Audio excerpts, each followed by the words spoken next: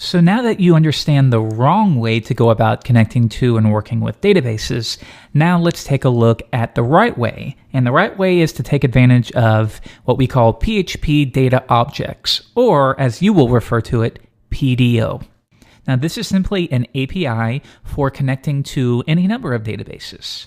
So I'll give you an example. If we come back to Sublime Text, consider that function we've reviewed in the last lesson, MySQL Connect. What is bad about this? Well, you may not know this, but MySQL is only one of many different databases. But the problem is that this function specifically depends on MySQL. But what if we want to use a different database entirely? Well, if that were the case and we needed to migrate to something different, we would essentially have to rewrite all of our database connection code. And that's not a good idea. But the great thing about PDO is it's database agnostic. It doesn't care what adapter you use. You simply specify it. In this case, we will stick with MySQL, and then it'll just work. And if we migrate to a different database at some point in the future, we only need to update our code in a couple areas to make all of that work, and that's fantastic.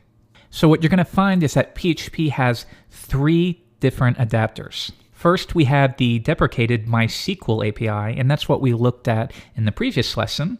There is a newer form called MySQL Improved, or MySQLi, and that one is quite good too.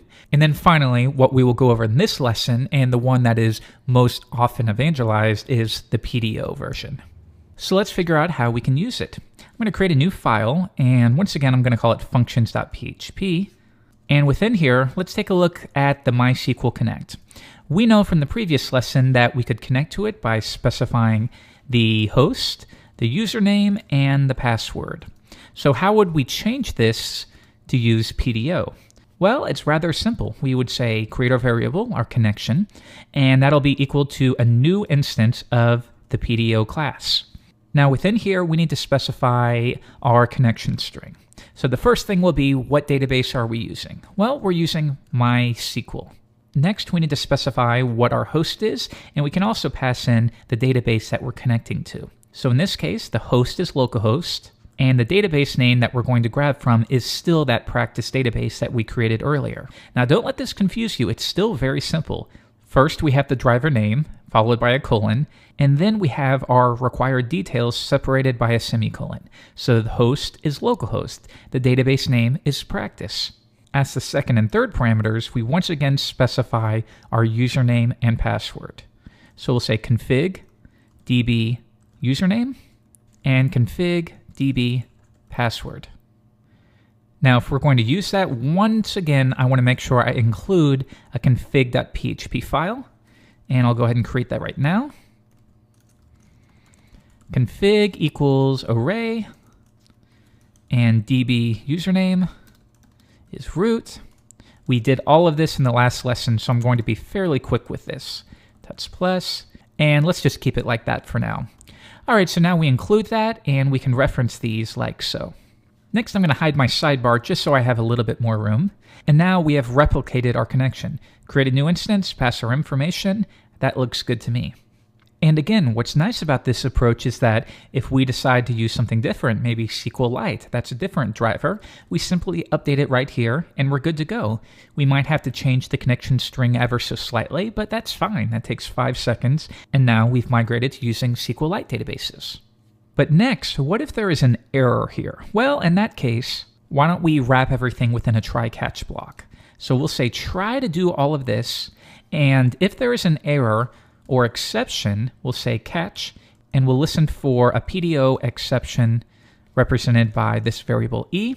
And if that's the case, let's just for now echo error, and then we'll add e.getMessage. So what this means is we're going to try to run this code. And if there is a PDO exception triggered, in that case, I just want to echo it out. All right, let's view this in the browser. If I run it, everything looks to be great because we're not getting anything on the screen. But watch what happens if maybe the database name we want to access doesn't exist. I'll just add some S's to represent that.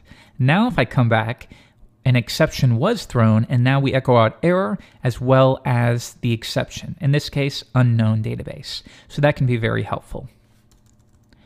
I'll remove that, come back, and now we're good to go. We have created a connection. Now there's one other thing that I'm going to add up here. I'm going to specify that we're going to set an attribute to our connection, and don't let this confuse you. PDO attribute error mode, and I'm going to set that to PDO error mode exception. Okay, this looks very confusing, and honestly, it should at this point. We haven't reviewed classes yet. We haven't reviewed what static properties and methods are.